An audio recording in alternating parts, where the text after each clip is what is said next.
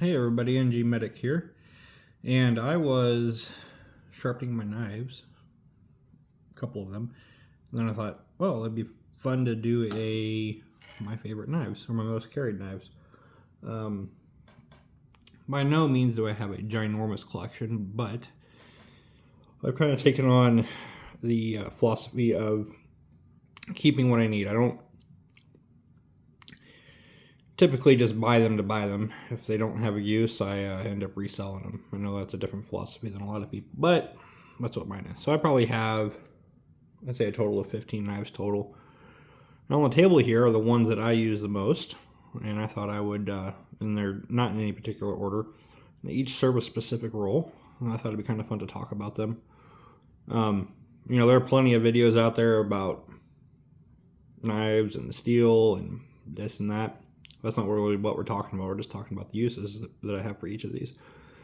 So I just thought it'd be fun to share. So I hope everybody's doing well. These are some trying times right now, so I just pray that everybody's staying strong and making it through it and preparing for what's likely to come in the future. So without further ado, and again, this is in no specific order, we're going to start with the CIVIVI Crit. Now, this knife, what came out about maybe a year and a half ago, and I, for a while, had a little thing for Jade G10. This comes with a pocket clip, but the way I was using it, the pocket clip wasn't really necessary. This is just something I throw in my pocket and go. And I would say, if I were just going out and about, going over to family's house, this is the knife I throw in my pocket most often. Now, inside my kit, I have a sling bag that I carry. I've got a good fixed blade in there as well for harder tasks. But if I'm just throwing something in my pocket, this is it. It's fairly slim. It's not very heavy. It's neat as all get out. It's fidgety. And I love the tools that it has. So, it's a front flipper. And I can't remember what steel this portion of the knife is, but it's got a little flat head on it. It's got this cord ripper, zip tie cutter, whatever you want to call, some little hex wrenches and a bottle opener and a little ruler.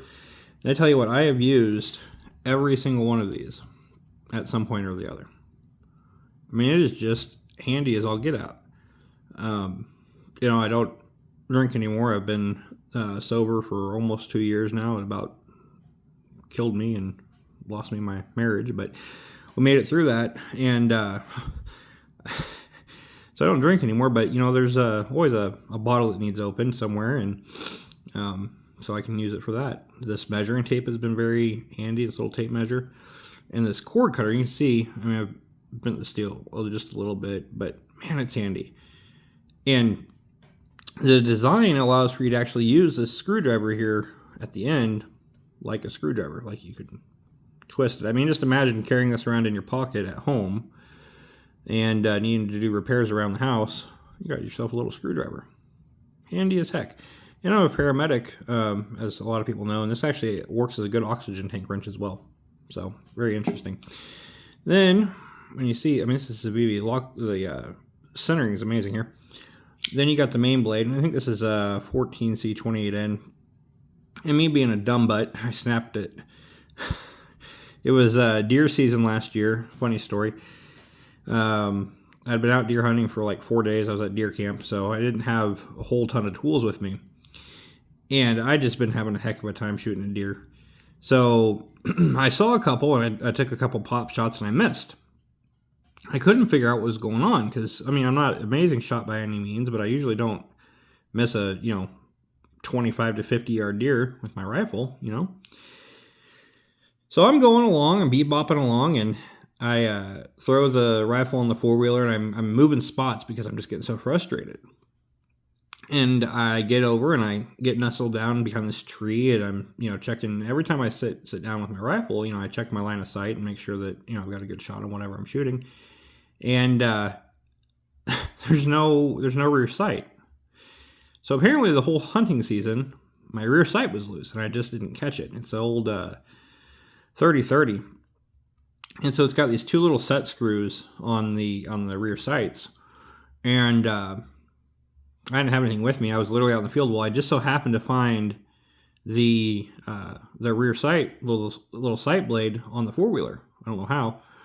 So I took this bad boy here. It's all I had because the flathead was too thick. Took the end here, and I used it as a little flathead to screw those little tiny screws in. It worked, but it bit in the blade a little bit and snapped the very tip off. So I had to put a custom, I don't know, sheep's footish blade on there. Anyways, sheep's foot point. Anyways, so there's a funny story about deer hunting. I guess always check your rear sights. I just never had that issue. So anyways, so yeah, this knife blade here, man, it's good. It's sharp. It's 14C28N. I'm like 99% sure. So it's sharp and so super easy. Out of all the budget steels, this 14C28N I think is my favorite. I mean, you can zip it across a strop or use whatever sharpening system you use, and it just gets it sharpened. That blade profile is useful as all get out.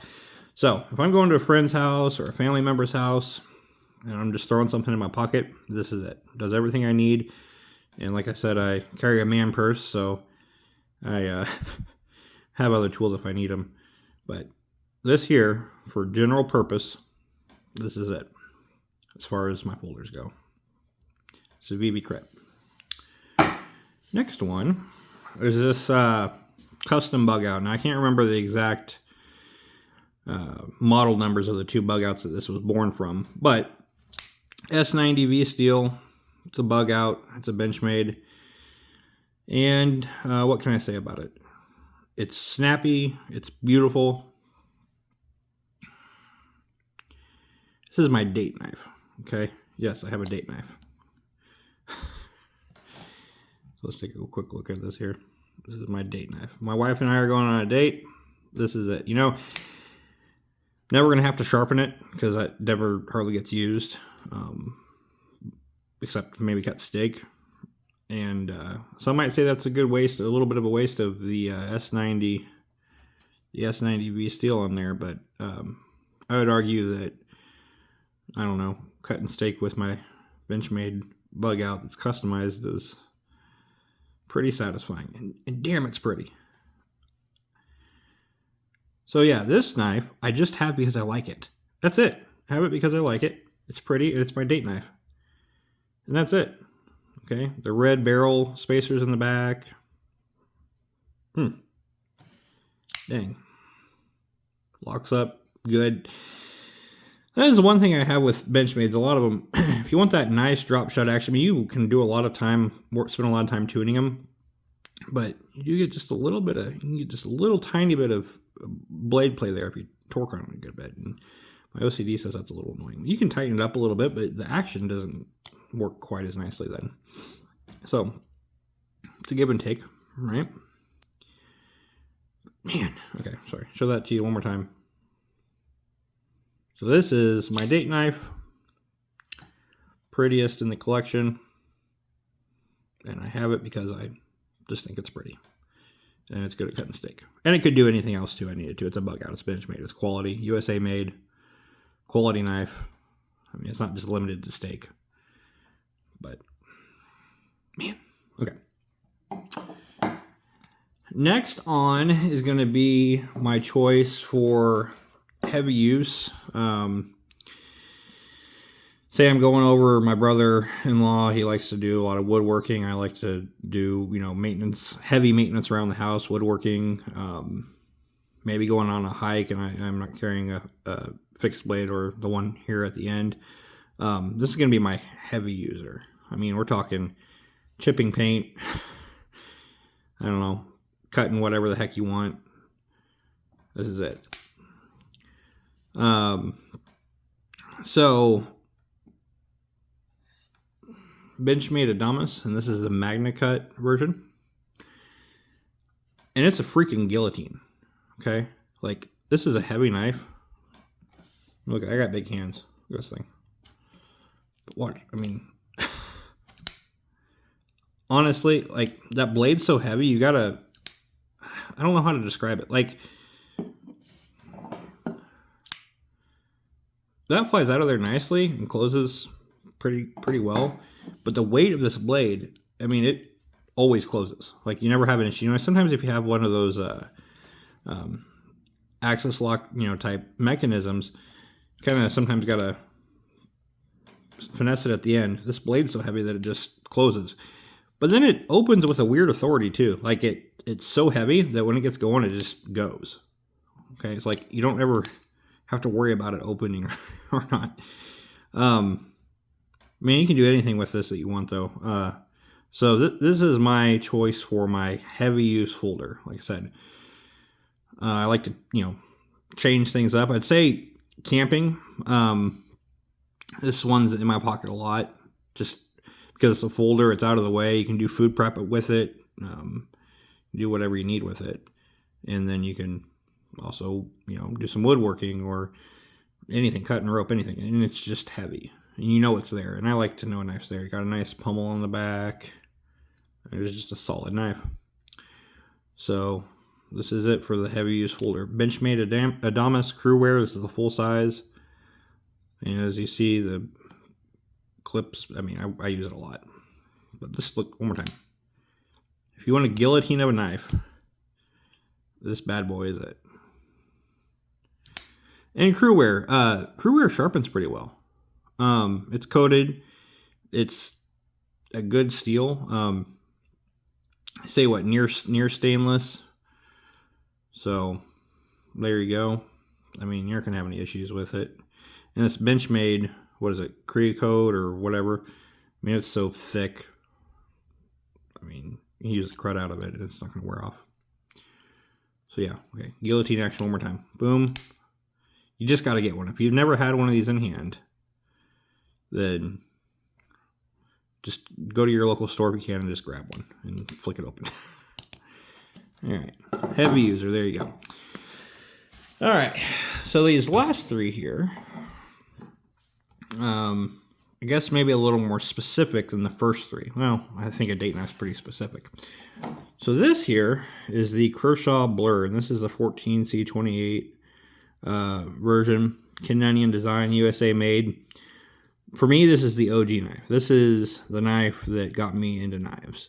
I've had this one or a variant of it for like 15 years. I lost one at work probably 10 years ago. Had to replace it. But I tell you what, and you can see I've carried the credit of this. This is my work knife.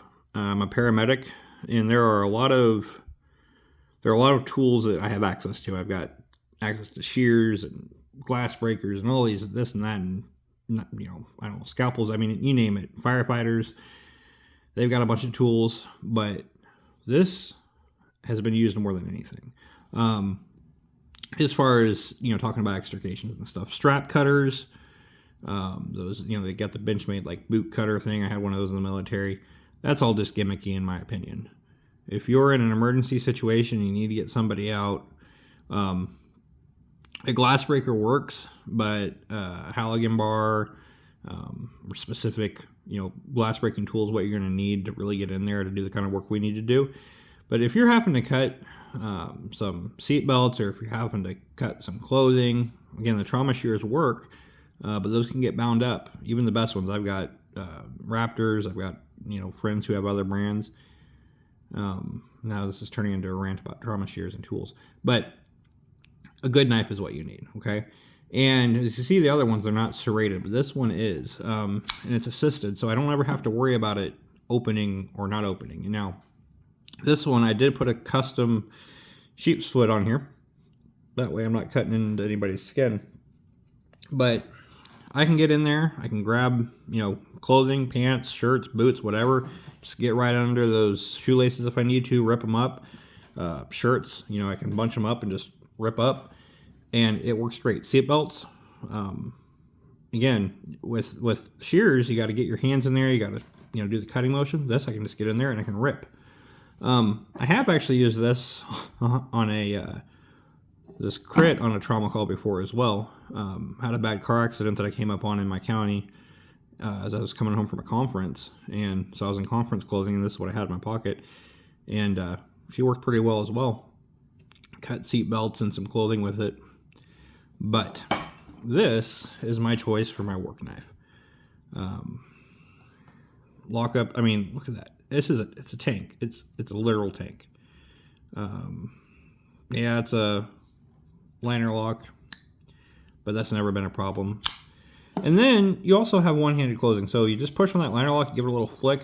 It's just going to come. I mean, someone could say that's a little dangerous, but you're not. And I can just close it up. So there you go. But let's get up real close here. This thing will never leave my kit. Ever, ever, ever, ever, ever. I've had so many rescue tools, and most of them are just nonsense. And maybe you guys have a good use for them, but in my world, this is really what you need. Centering's a little off. It's kind of hard to tune with that speed safe mechanism, but I've got it centered pretty well. Just an awesome knife. It has literally been through thick and thin with me. Okay, so there's my work knife. Kershaw Blur. Okay, now to my fixed blade choice, and this is just my all-around fixed blade choice. You know, I have machetes and axes and all that for chopping trees and processing wood and stuff, but as far as the fixed blade goes, this is my overall choice. USA made SOG Pillar S35. Man, this knife. Whew. For tactical use, you know, I do carry I'm in a free state. I carry a firearm when I'm off duty at work, you know, and I like to pair that with a nice knife, a nice fighting knife, and I practice with this knife. And for me, out of all the ones I've had Benchmades and I don't know, name it, Spyderco's, Gerber, Smith & Wesson, Kershaw, whatever. I've had them. This is it. It does everything. I mean, you can process wood with it if you need to. You can make feather sticks with it. And, I mean, again, I'm always thinking of the worst case scenario. So if I'm out camping, I could take this with me too. But the main thing I'm using this for is everyday carry. As far as, you know, on my person, when I'm carrying a firearm, this is on my non-dominant side. And it is just awesome. There's no hot spots. So again, if you're using it for processing wood or cutting food or doing whatever, you can do that. It's put together so well. It's that S35 steel. It's a little over 5-inch blade. They're proud of the USA made, and I'm proud of it too. Got my lanyard on the back here. And it's multi-use, so if I'm using it in a defensive situation, if I can get a couple fingers in there, I can hold it. And this handle is long enough that I can really choke up. You got kind of I'm sure that's like a sharpening choil. But you can get up here and you can really, really choke up. You got some big jimping up top that's nice and grippy. Then you can grip up here. But then if you're using a defensive situation, and a lot of people don't think of this, when you're doing some knife fighting, you know, you want the length, right? So I don't want to get way up here. I want to choke back a little bit, give me a little extra length. And man, I've still got 4 fingers on there, and I've got big hands. So tell me what other knife. Well, I mean, I know there's other knives, but tell me what knife that you have that does this, right? I can do fine work, right? I can do normal work, and then I can really get into a defensive or offensive needed knife, you know, situation here. And it works great, okay? I got all the reach I need. And then also I've made this one to where I can do the adjustable lanyard on the back. That's going to be more if I'm processing wood or just doing work out in the woods and I don't want to lose it. I'm not going to do it like this if I'm in a knife defensive situation. But man, that's just it. And I'm not a knife fighter. I'm not a expert, but I think you need to practice with what you have, and I do practice with this, and I think I'm fairly efficient.